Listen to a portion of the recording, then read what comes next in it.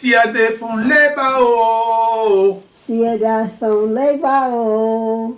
Fie bun lesi Olúwa. Fie bun lesi Olúwa. Lọ́gọ́mọ̀rún kájú bàjẹ́. Lọ́gọ́mọ̀rún kájú bàjẹ́. Àwa ọmọ rere. Àwa ọmọ rere. Ire ìjà wa o. Ire ìjà wa o. Ire ìjà wa o. Ire ìjà wa o. Ire ìfún wa o. Ire ìfún wa o. Si a de fun leba o. Si a de fun leba o. Fie bun lesi Olúwa. Fie bun lesi Olúwa. Lọ́gọ́mọ̀rún kájú bàjẹ́. Lọ́gọ́mọ̀rún kájú bàjẹ́. Àwa ọmọ rere. Àwa ọmọ rere. Ire ìjà wa o. Ire ìjà wa o. Ire ìjà wa o. Ire ìjà wa o. Ire ìfún wa o. Ire ìfún wa o.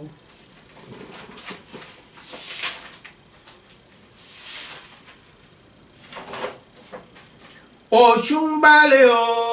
Ọ̀ṣun balẹ̀ o. Yèyé balẹ̀ o. Yèyé balẹ̀ o. Ọ̀ṣun balẹ̀ o. Alepekwetú balẹ̀ o. Ọ̀ṣun balẹ̀ o. Ọ̀ṣun balẹ̀ o. Yèyé balẹ̀ o. Yèyé balẹ̀ o. Ọ̀ṣun balẹ̀ o. Ọ̀ṣun balẹ̀ o. Alepekwetú balẹ̀ o. Alepekwetú balẹ̀ o. Alepekwetú balẹ̀ o. Alepekwetú balẹ̀ o. I decided to start off this reading this evening. My name is Odie Hawkins, and I decided to start off with an expression. Last night, I was talking something about my life story and what made me write and how I started writing and so on and so on. I decided to devote this evening, this short period of time, to some little facets of what it is that I think I'm about. And one of them is the Yoruba, or the study of the Yoruba religion. And the other was the study of Tai Chi. The songs come from Yoruba. And what I'm about to say comes from a 20-year study with a man named Master Tom. We call him Master Tom Tran. The shirt I have on was given to me by Master Tran. And also Dr. Daniel Hoover, who has been one of these people who has been instrumental in teaching Tai Chi. We have to start with Master Tran because Daniel studied on the Master Tran, and then we studied under Master Tran, and we're still in a study under Dr. Daniel Hoover. These influences, I think, give birth to a certain kind of eclectic feeling about life, so that everything is not automatically black or white, but they have to do with a lot of things. For example, the song is Yoruba. The piece I would like to read, like I said, we read in short pieces this year. The piece I'd like to read stems from the study of Tai Chi with Master Tom, because Tai Chi is very related to Zazen, as they say in Japanese, and usually people say Zen, but it's come from Zazen. And the piece I want to read is about a guy who was a janitor, who was also a Zazen practitioner. I myself, once upon a time, was a custodian.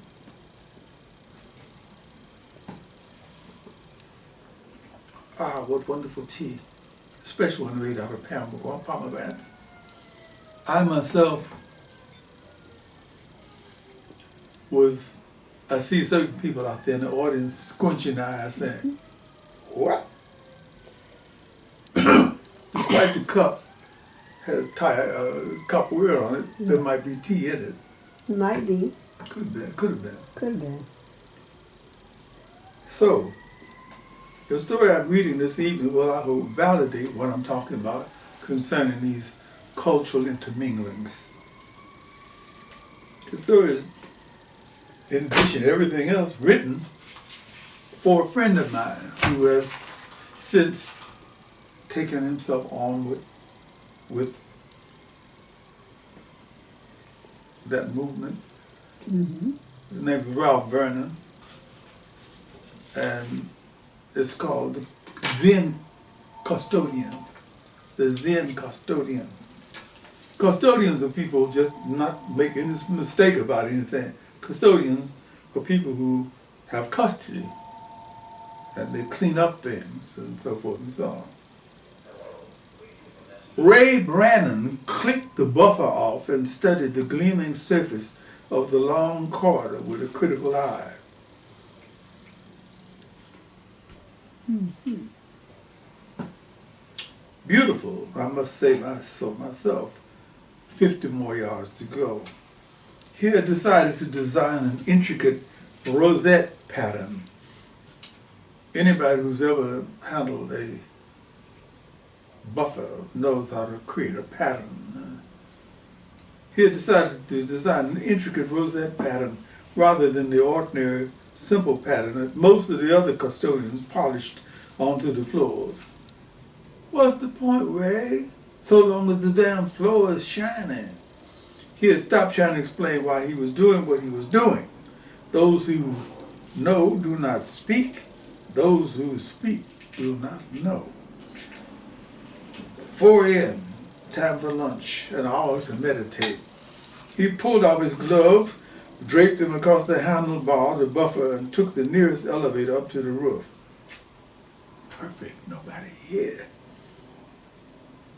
The other custodians sprawled around in the lounge on the 6th floor, chewing on their stale sandwiches, resting from the chores of maintaining a 15-story office building in downtown Los Angeles. Anybody seen Branton? He's probably up on the roof with his legs folded all up under. They shared smiles and laughs. Ray Brannon was one of their favorite flashpoints. They liked him, but felt he was somewhat eccentric. What does he do up there? I seen him with his leg falls up under him with his eyes closed. Back straight as a board. Just sitting there. Maybe he done found a way to take a nap, sitting straight up. Ray wandered around the perimeters of the rooftop, admiring the bright summer moon and the immense clusters of stars. Beautiful night. One of the great advantages of working the midnight to 8 a.m. shift, lots of quiet and opportunity to see things you couldn't see in the daytime. He paused to look over the edge, down into the steel and brick canyons to the silent streets below. The stick hall. 3 short blocks to the east. The stick hall, where he had run the table in straight pool for 3 solid hours, beating Tony Pig-Eyed Cardinato in world-class competition. 14 years old. God, I had a lot of nerve in those days. Whatever in the world possessed me to go up against Pig-Eye, one of the top pool pros in the business. And I beat him. I beat the shit out of him. But I couldn't collect the $3,000 prize money because somebody ratted on me, told the organizers I was only 14. Gotta give it to Tony, though. He was gracious. He was a gracious loser. Kid, I gotta give it to you. You got a lot of balls. You got a lot of balls. I ain't been beat at straight pool in 3 fucking years. You got a lot of fucking balls. Here's my card. If you ever come to New York, give me a Gmail, okay? Tony Pig-Eyed Cardinato's card and $1,000 slipped into his pocket. Pig-Eye was a class guy. Tony Pig-Eyed Cardinato, the alleged underboss of the Prosciutto family, had a world-class pool player was killed in the drive-by shooting yesterday. Police has speculated that Mr. Cardenas's assassination is drug-related.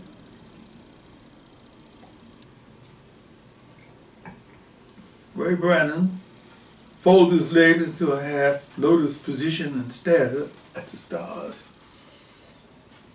50 years old, half a century. A long time for a man to be alive. He felt himself humming the melody from one of the hits he had sang when he was the lead with the Four Tones. Or was it the Moroccos? The Four Tones. Or maybe it was the Moroccos. One of the hottest groups in town in their day. And I was a 16-year-old monster holding it together with a voice that used to make the girls fling their panties onto the stage. Baby, won't you say you love me? Australia, New Zealand, Maryland, what was her name? Kanati Kiranana, something like that. So many adventures, so much to do.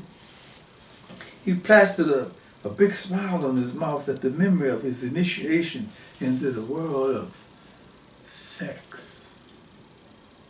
Sister Lady Soul, considered by many to be on a par with Rosetta Tharpe and Mahalia Jackson, had been one of the ones who opened the door to that world and held him captive in it for 1 solid week, while she and the Four Tones, or were they the Moroccos, shared top billing to the Amber Club down at Atlanta, Georgia. So now you listen to me real close, sweet thing. I'm going to go out here to do my show, and I'll be back here as soon as I finish. The pizza man is going to bring you a pizza, and there's going to be some ice cream in that fridge there if you want some. Now come here and give Mama Soul a little sugar before I go on stage. No, baby, not on my mouth. You mess my makeup and stuff. Here, kiss both of these. Now don't go nowhere, you hear me? I don't want to have to come looking for you after I finish my show. He curled back and cradled his head in his interlocked fingers, just like Zola Salinas doing over there.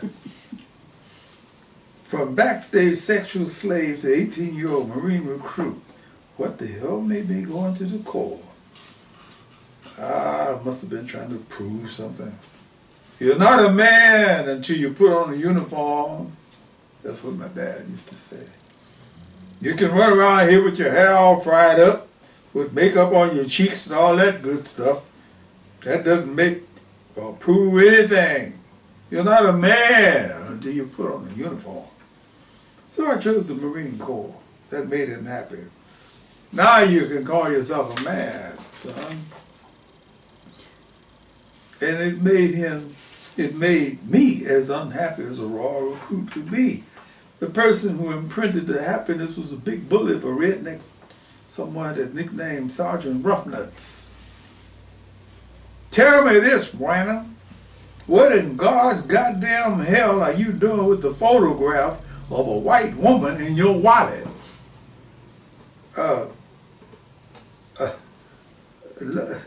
Love always to Ray Brannon from Essie in Australia.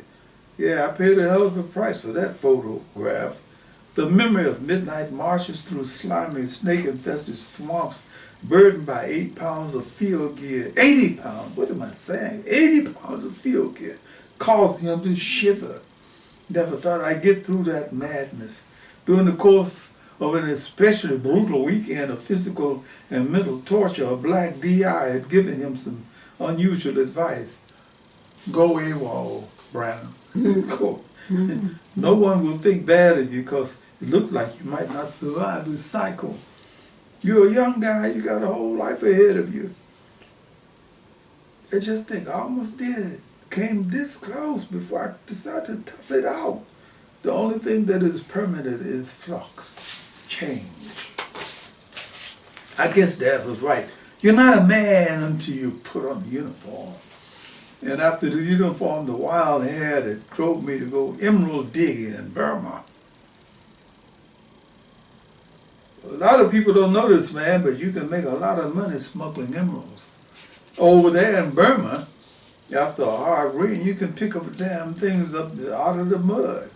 My friend, the smuggler, didn't tell me how hard a monsoon rain could be, or what malaria was like, or what kind of hell a Burmese jail was. All of that and more. Thank God for wholesale corruption. Wholesale corruption. What was the prison guard's name who had so many syllables in it? The one I bribed with $65 to let me escape. So many syllables I wound up calling him Sid. Which way is Japan, Sid? That way, I think. Japan. Ray Brannon slowly sat up and changed his position from a half lotus to a position with his legs under his bottom, Japanese style.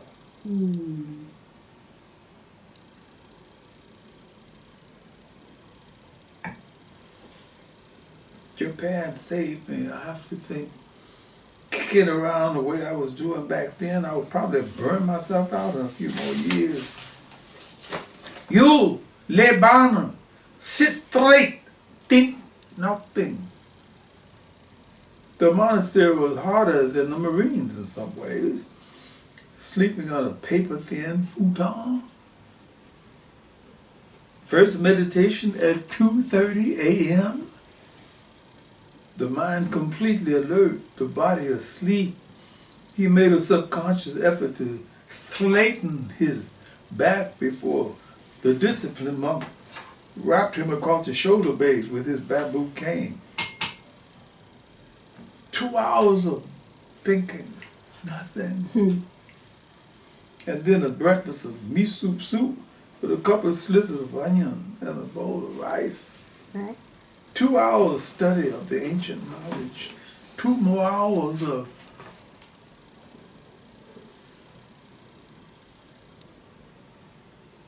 nothing.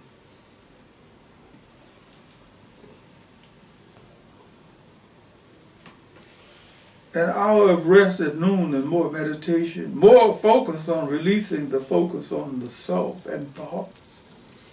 You, Late Branham, sit straight, think nothing. Dinner.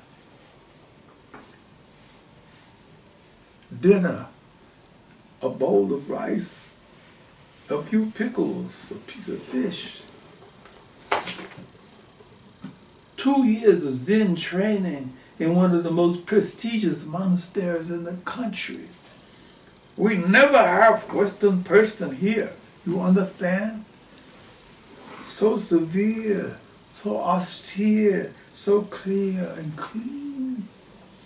Ray Brannon placed his palms on his thighs and filled his lungs with the pine-scented forest and the mountains surrounding the monastery. You know the sound of 2 hands clapping? What is the sound of 1 hand clapping? Koan. Koan, they call them koans. You know the sound of 2 hands clapping. What is the sound of 1 hand clapping?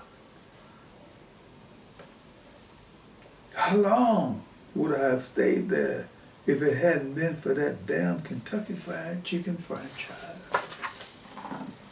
He had gotten a whiff of the scent one afternoon, mixing curiously with the pine-scented fragrance. The scent seemed to grow stronger as the day grew warmer. What is it?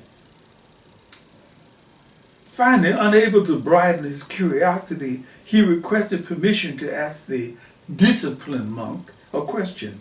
2 days later, his request was granted.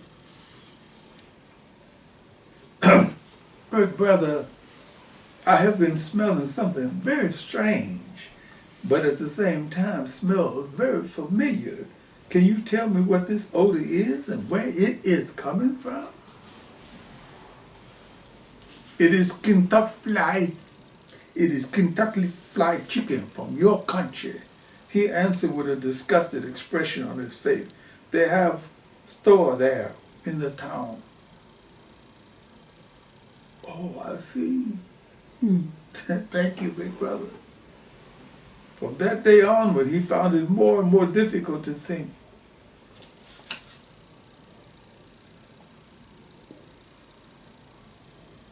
Nothing. Sometimes, just as he was reaching the cusp of nothingness,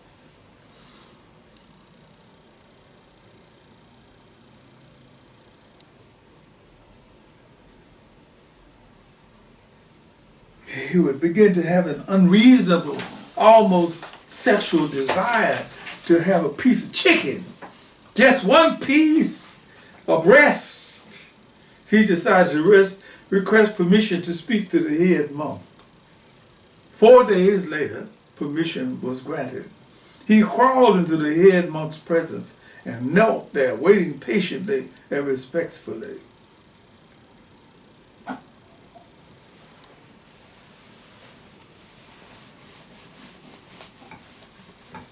The head monk had such a kind and pleasant expression on his face, almost a sacred look. Speak, Lay. Speak. I don't quite know how to say this, big brother, but please speak from the heart. Big brother, I'm hungry. The head monk looked puzzled for a few seconds.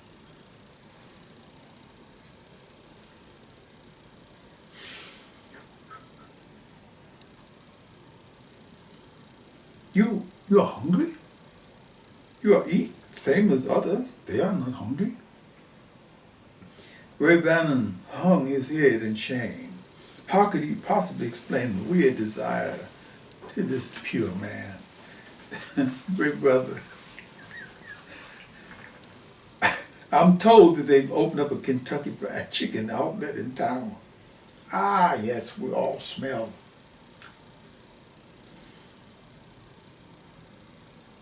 I'd like to go into town and have a piece.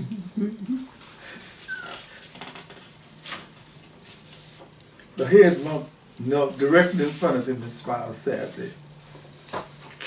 I understand. Oh.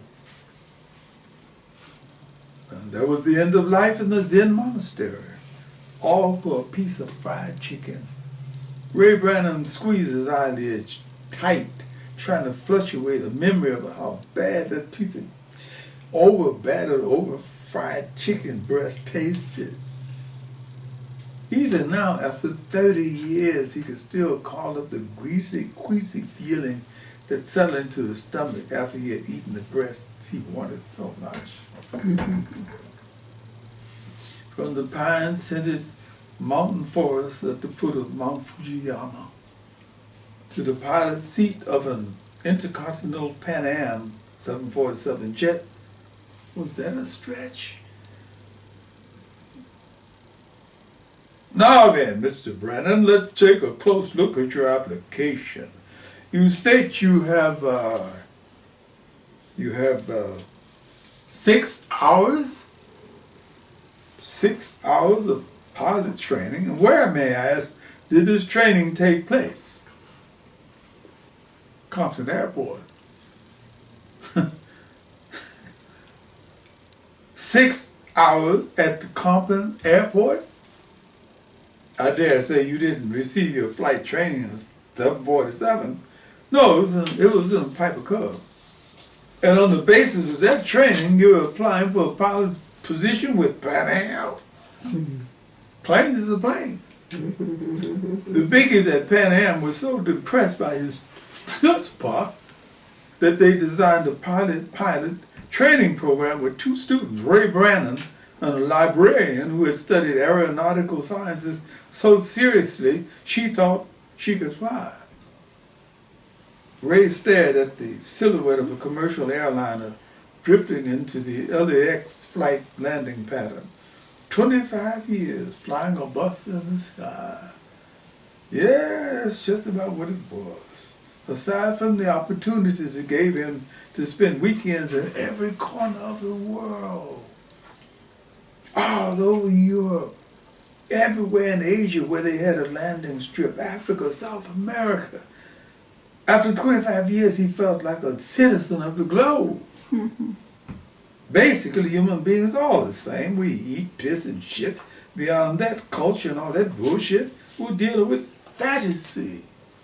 They downloaded him without giving him any explanation beyond, well, we have younger pilots coming aboard. We need to give them a chance to fly. He took the pension and his dismissal as a mixed blessing. Now maybe I'll have a chance to get married, settle down, have a family, do the stuff that normal men do. He made what was almost an arbitrary decision to marry this young Ghanaian woman he had met 5 years prior to his forced retirement. It was a wonderful life for 5 years before he began to unravel. Being married was too prosaic.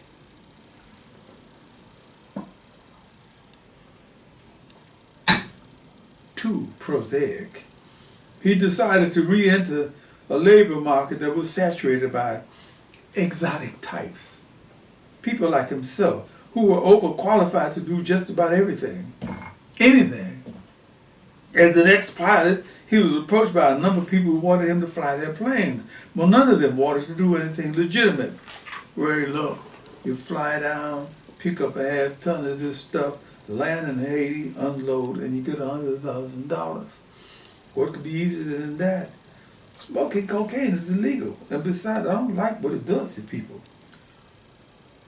A custodian. The word rang a funny bell in his ears.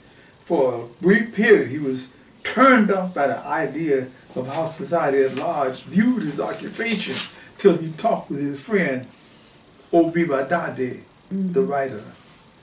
I'm sorry, I mispronounced his name. It's Odie Hawkins. Odie Hawkins. Yes. Remember, brother, you are never what your occupational title is. If that were operational, all African Americans would still be slaves, vassals, sharecroppers, peons, whatever. They get a custodian for a year now. In a love-hate kind of way, he likes his job. That was difficult to explain to a lot of his sedentary friends, the ones who knelt before the mouse and borrows their days away. My eyesight is going. Now, this stuff at my wrist is killing me. Ray deliberately tightened the muscles in his stomach, muscles that he had forgotten about since his days in the monastery, swabbing the industrial mob back and forth. Back and forth. 40 pounds of wet strength had given him a solid muscle tone. And doing all of the lifting and pushing chores that developed his shoulders and legs, he felt as physically fit as an athlete 20 years younger. No, it wasn't a perfect job. If you're working your life away on your job and not doing your life work, what's perfect? He stabbed a glance at his watch. How time flies when you're forced to run your life according to the clock. Remember, Ray, when we return to the other place, life will never be the same. There is no time for that. Yes, I will remember, big brother. Clicking on the buffer, he felt a sense of humbleness he had never experienced before. He was about to continue to create the rosette pattern he had started 50 yards in front of him. He felt humble because he had been empowered to create such a divine pattern. But at the same time, he felt egotistical because he was the one who had done it. Have to watch that. I'm not giving the machine enough credit. He powered the machine with light pressures to produce the rosette swirls, left, right, center, up and down, in and out, around. It could be a modern rock garden. He clicked the buffer off, studied the polished surface in front of him. Well, it's supposed to look like a rock garden, modern or not. It should have more of a natural feeling about it. He disconnected the buffer and started rolling it back to the beginning of his job, thinking about nothing. Mm-hmm. And how he could incorporate the Nothing. nothingness into his job. Mm-hmm. The one thing he was certain of, he would never be seduced into eating any more chicken ever again. I'm sorry, I didn't mean to get too emotional there, but Yes. sometimes the story grabs me, and I think about people who are working on jobs that they hate or that they love, and only because they ate a piece of wrong chicken. I mean, a piece of chicken at the wrong time. So there we are with our latest short story, Thank and you. I give credit to Master Tom for my yellow shirt, and I give credit to my lovely and enchanting wife, Zola Selena, who beyond the camera over there is doing more to energize these stories than anybody would ever believe. Especially when she says, Yes. or she says all the things she says without saying anything. I want to grab the camera sometime and turn it around, but I can't do that because that wouldn't be it. Yes. Website www.odiehawkins.com. If you like the video, please subscribe. And see you next time. He's looking at you, Zola. He's looking at you and all of our friends.